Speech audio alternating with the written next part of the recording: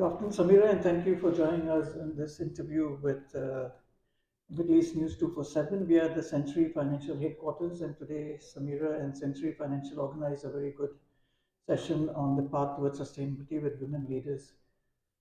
First of all, Sameera, can I start by asking you what was the reason for hosting this sustainability roundtable with women and for women? So thank you, Arnold. I'm delighted to be here with your leading news channel and also for supporting us in this larger cause. We have been working on various roundtables to strengthen sustainability across the financial sector because this is one area which is a big cause of concern, as we saw with the last COP 27, which talked about mitigating loss and damage and supporting nations who are mostly affected by climate change and seeing how we can be purposeful. And that was, in essence, to see how we could bring the government, the public, the private sector together and create a platform not just for dialogue, not just for collaborations, but for actions as well. As clearly stated by the COP28 presidency, let this be an action COP. We saw a lot of dialogues and conferences and sessions and roundtables and fireside chats happening, and then we wanted to see how could we make a very unique change. And the way we could look at this forward was women who are also pillars in taking sustainable momentum forward. We thought, let's bring pioneering women together, women who have done something, and create this platform for dialogue and action. What is the specific purpose in having only women in this sustainability roundtable session? So we have had previous sessions with a gender balance of men and women together. This time we thought, since we were exploring opportunities to see who are the people who have really created impact, not just in talk, but in words and deeds.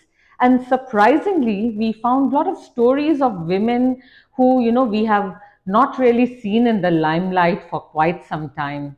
And when I went through their stories, I felt that, all these women need is a platform to express themselves, to see how they can further collaborate, and to see how we, as significant players in the financial sector, Century Financial, can also give them a platform to support them. Since we had two panels with, a good diverse between men and women, we thought let our third roundtable be unique, and hence we thought let it be the first roundtable talks led by women for women, but for the larger global community. Apart from the panelists who were again all women, what was the criteria chosen to choose the invitees who were women for this roundtable session? So we wanted this to be a very private, closed door event. All women attendees who were chosen, even in the audience, and those on the panelists, the speakers, the keynote speakers, all comprised of one thing: women who walk the talk, women who are accomplished and self accomplished, who have a fire in their belly, who are brave and courageous, and who have made their way forward despite a lot of challenges that they have faced, maybe at the home front, personal front, or professional front. And these women were actually cherry picked so that they could share their stories with the greater part of the world. They could inspire future generations. And we wanted to give them this platform for them to also bring about positive change and rekindle the flame of sustainability. You were the moderator of the session today. What are the key takeaways that you wish the audience have taken away? Well, being a moderator for me was truly a learning experience to know that climate change really impacts people at greater levels. We had one of the panelists who's just come back from Morocco talking about how she hit the ground running there, challenges, being very few women to go there but still help the larger community there. She spoke about some of the challenges when it came to not just finance, but transportation, logistics, food being an issue, water being still a scarcity out there, and how she could cater to quite a few needs of the general population, which she said was a weighted advantage at her time. Other areas of panelists, speaking about starting the first climate change school in the world, having the Bill Gates Foundation sponsor and take them to a new level of exceeding to over 22 schools in the next few years. We had another lady talk about desertification and how families are affected by it. Another who spoke about various atrocities happening when it came to fossil fuels and their negative impact on the environment, and how it was really creating a lot of health and diseases and a lot of health issues for the general community, and how they were doing. And finally, I think a key takeaway was the carbon capture, how they're planning to start their own association here, and how the world can move towards transitioning into a net zero where they can balance the waste with utilization and create, a kind of facilitate a balance between both. Can you summarize the sustainability mission of Century Financial? I think everything that we do at Century Financial is all about enhancing lives in the communities we serve.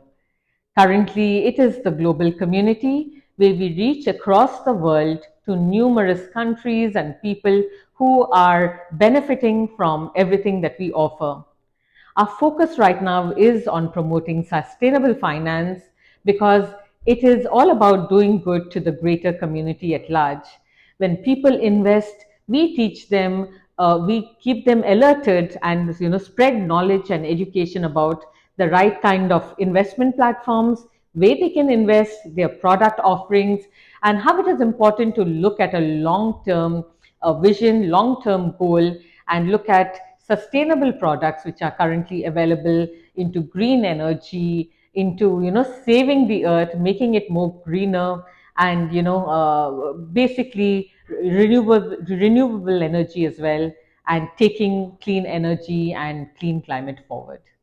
As the world races towards sustainability and net zero abilities or initiatives, what advantage is it for a woman to be involved in this?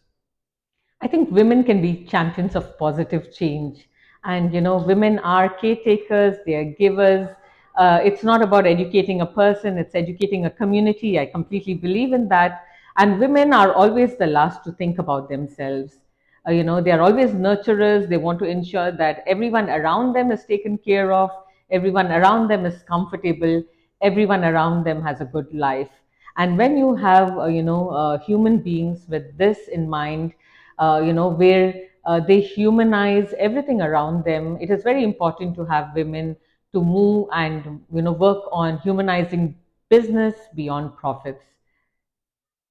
The UAE is hosting COP28 later this year, November till early December. What are your thoughts on COP28 UAE, especially since Century Financial is doing so much in sustainability? I was truly, excited to hear that the COP28 president, His Excellency Sultan Al Jaber, deploying 4.5 million, if I'm right, at the recent African Climate Summit in Kenya. This itself talks about partnerships. It talks about the UAE looking at not just transitioning into a net zero economy, but also supporting climate change around the world at a global level. The power of him being there, the power of his team looking at partnerships and collaborations with those countries who are affected drastically by climate change, and helps in accelerating net zero. For me, this COP is really special because I believe it is a Genesis COP, where we can look back at, the very beginning. When we look at sustainability, we look at nurturing life, we look at it being a value-centric COP, where everything is based on purposeful living, purposeful life, and purposeful actions.